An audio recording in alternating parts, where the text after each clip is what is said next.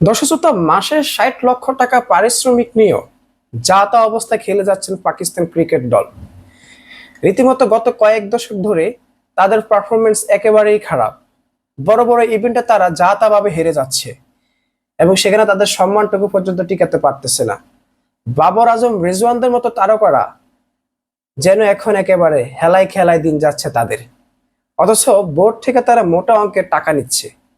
এটা তো বাংলাদেশ না যে যা খেলছে হাসি খুশি পাবে, বাংলাদেশ বিসিবি মেনে নেবে, কিন্তু পিসিবি একটু অন্য টাইপের।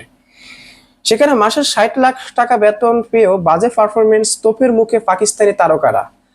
আর আমাদের বাংলাদেশি তারকাদের পারফরমেন্স না থাকলেও তারা বিশ্বসেরা অলরাউন্ডার হিসেবে সবার মুখে মুখে থাকে। কি সম্মান! পাকিস্তান ক্রিকেট দলের সাম্প্রতিক কয়েক বছর পারফরমেন্স খুবই হতাশাজনক এবং ২০২৩ সালের বিশ্বকাপ পর্ব থেকে বিদায় নেওয়া এবং শেষ হওয়ার চ্যাম্পিয়ন্স ট্রফিতেও একই অবস্থা আসর আয়োজকদের। বাবর আজম ও মোহাম্মদ রিজওয়ানদের এমন ছন্নছাড়া পারফরমেন্সে রীতিমতো ক্ষুব্ধ পাকিস্তানের সাবেক তারকা ক্রিকেটাররা। এই হতাশাজনক পারফরমেন্সের পর ন্যাশনাল টি-20 কাপ না খেলে ক্লাব ক্রিকেট খেলছেন পাকিস্তানের অধিনায়ক মোহাম্মদ রিজওয়ান। তার এই সিদ্ধান্ত নিয়ে বিভিন্ন মহলে ব্যাপক সমালোচনা হচ্ছে, যেটা বলতে পারেন আমাদের বাংলাদেশে একই অবস্থা।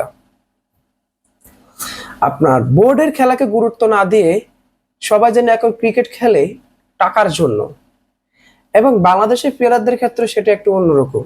একবার জাতীয় দলের চান্স পাইলে তো ভাগ্যের চাকা ঘুরে যায়।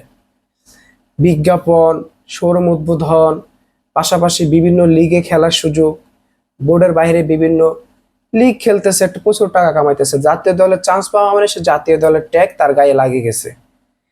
এরপরে জাতীয় দলে কি পারফরমেন্স করতে সেটা সে নিজেই জানে না। কি একটা জাতা অবস্থা! আপনি আফগানিস্তানের ক্রিকেটের দিকে একবার দেখে লক্ষ্য করুন, কত শক্তিশালী হয়ে উঠতেছে দলটি দিনকে দিন। আর ভারত তো আছে, সাউথ আফ্রিকা বলেন, এক একটা দল যেন একেবারে ফাটিয়ে দিচ্ছে, একের পর এক তারা চমক দেখিয়ে যাচ্ছে। আর আমাদের দেশীয় যারা কিনা জাতীয় দলের চান্স পায় শুধু ফেস ভ্যালু বাড়ানোর জন্য, আর কিছু না। পারফরমেন্স তো নাই বটে, ফেস ভ্যালু থাকলে তো সবই থাকবে। যাই হোক, পাকিস্তানের সাবেক পেসার সিকান্দার বখত বলেন, ওরা পাকিস্তান ক্রিকেট বোর্ডের কর্মচারী, মাসে ৬০ লাখ টাকা করে বেতন পায়, তাই বোর্ডের আয়োজিত সব টুর্নামেন্টে তাদের অংশ নেওয়া উচিত।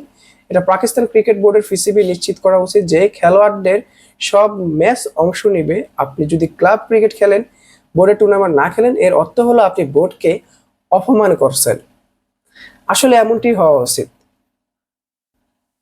বাংলাদেশে খেলাকে নিয়ে এখনো প্রচুর কাজ করতে হবে। পাকিস্তানের একেবারে বাজে অবস্থা হয়ে গেছে, এত বড় শক্তিশালী দল হয়েও কি পারফরমেন্স করতেছে, যেটা আসলে টুর্নামেন্টটার সৌন্দর্যটাই নষ্ট করে দিচ্ছে বলে অনেকে মনে করতেছেন।